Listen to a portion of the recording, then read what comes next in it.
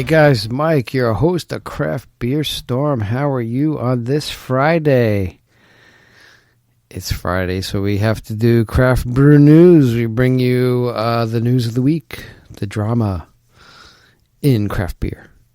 And the first story we have for you is federal judge says MillerCoors withheld marketing materials in the Stone Brewing lawsuit. There's a big lawsuit going on between MillerCoors and Stone and their Keystone brand. So a federal magistrate judge last Thursday filed a report and recommendation order largely siding with Stone Brewing's claims that MillerCoors did not provide all available marketing materials for its Keystone brand during the lawsuit's discovery phase. So they were withholding stuff. Although U.S. Magistrate Judge Linda Lopez declined to impose sanctions requested by Stone against MillerCoors, she did grant a partial award of monetary sanctions to the San Diego-headquartered craft brewery. Stone Brewing filed a lawsuit against MillerCoors in February 2008 in response to a new Keystone Light packaging and advertising that featured the words Key and Stone separated in prominent capitalized letters. MillerCoors has maintained that its defense has used Stone and Stones in reference to Keystone products dating back to the brand's debut in 1989.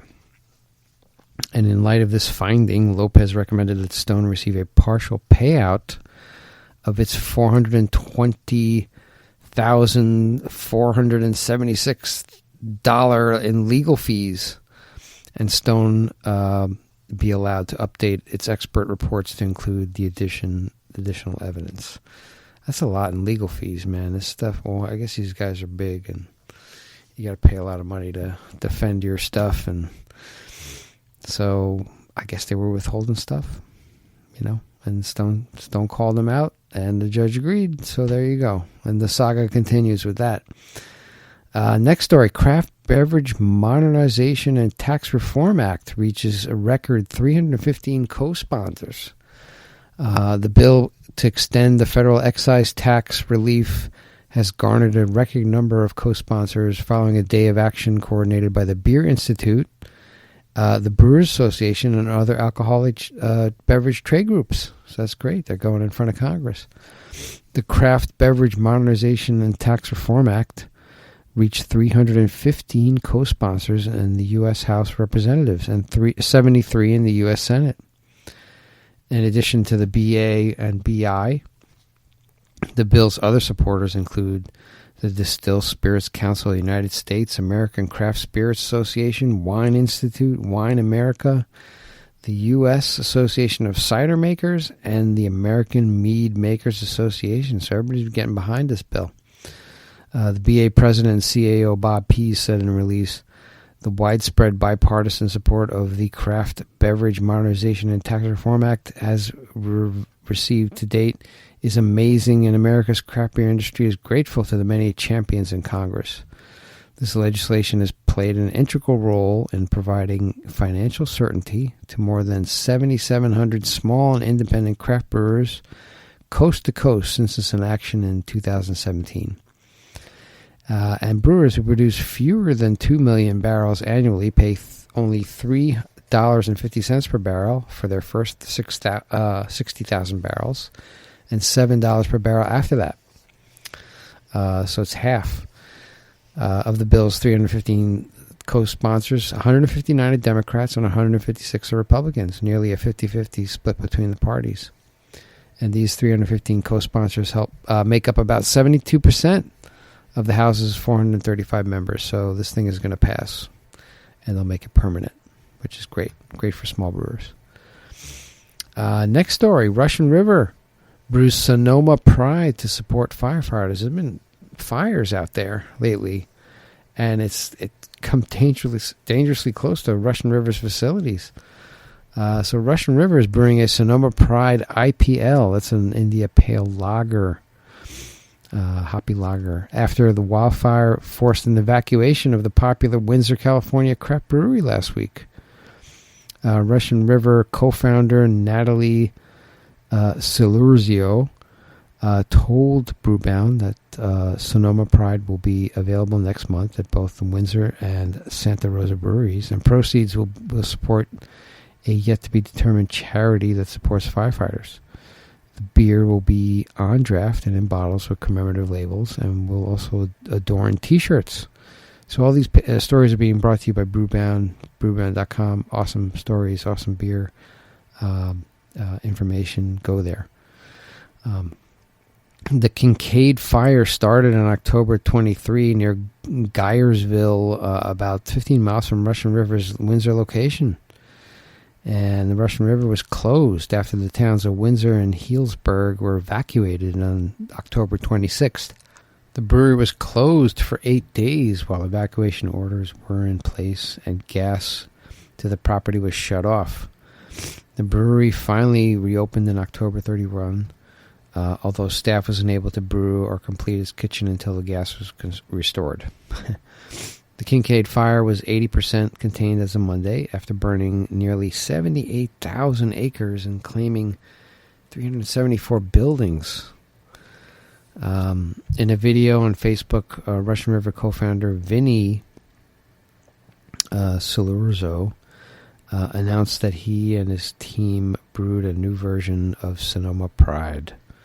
In 2017, the Salurzos worked with 50 other breweries to raise more than $1.1 million for wildfire relief efforts in Sonoma and Napa counties. And we just interviewed Alo Gilinski. He's the craft beer concierge out in California, and he actually is a Russian River tour guide too. So that podcast will be out shortly. But go Russian River. Raising a lot of money for these guys who work hard. Hardworking guys, firefighters. It's tremendous, and Russian River really appreciates it, and we all appreciate it. It's awesome.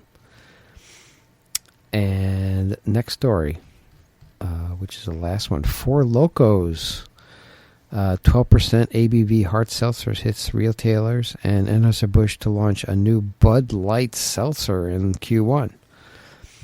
So Fusion Products officially rolled out its first Four Loko branded hard seltzer to retailers today after going viral on social media over the summer. Four Loko hard seltzer's first flavor, Black Cherry, checks in at 12% alcohol by volume ABV and is sold in 23.5 ounce single serve cans. It's a big can. 12%. Wow.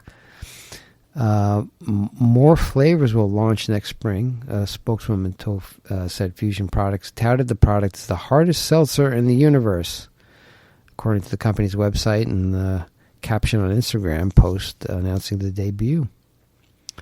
On the other end of the spectrum, Craft Brew Alliance's pH experiment launched Pacer is a 2% ABV hard seltzer, and they launched it over the summer.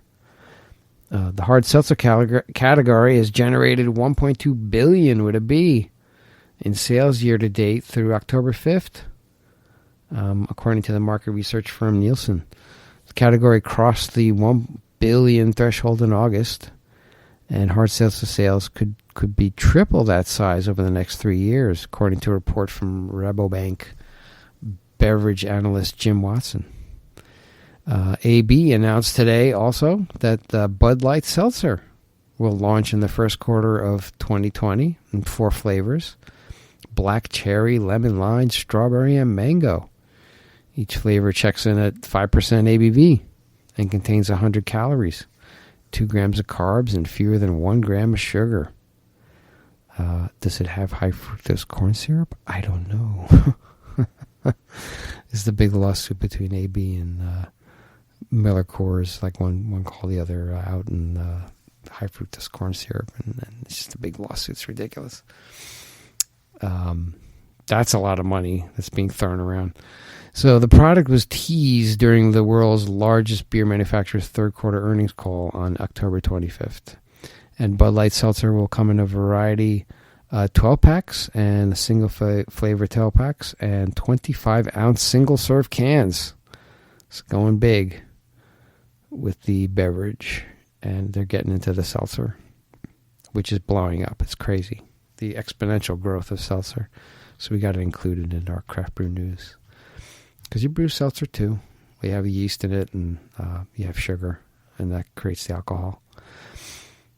So that's your craft brew news for today. If you like what we're doing, go on iTunes, give us a rating and review, subscribe to our podcast. That's the only way we get up in rankings. You just got to see downloads coming through, and that just puts us in a higher ranking, and more people see us, and we just promote the goodness of craft beer, the drama,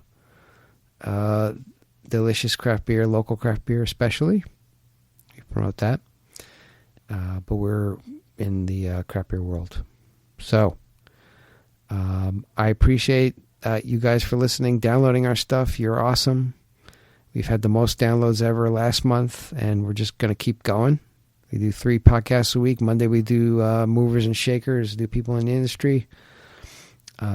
Wednesday we do craft beer style, so we take a different style from the Great American Beer Festival list every week, and we go through it. You know, types of grains used, how hoppy it should be, how malty, what glass to serve it in, examples of the style. There's a lot of styles, over 100 styles, not just IPAs and lagers. There's a lot of stuff out there. And then Friday we do your craft brew news of the week, so 3 a week for you. We also have craft beer weekends, craft beer events. If you're a corporation, you want to do something fun for your employees, contact me, Michael at craftbeerstorm.com. Michael at craftbeerstorm.com. We'll put a whole package together for you. Beer tastings. We'll partner with the hotel, food and beer. Put them on a bus, bring them to different breweries. We'll do all good stuff for you. We're at Crown Plaza, White Plains. It's coming up December 6th. And, that's on Eventbrite. We're also at in Cranmore Mountain, Cranmore Mountain Lodge, which we will post the links in the show notes.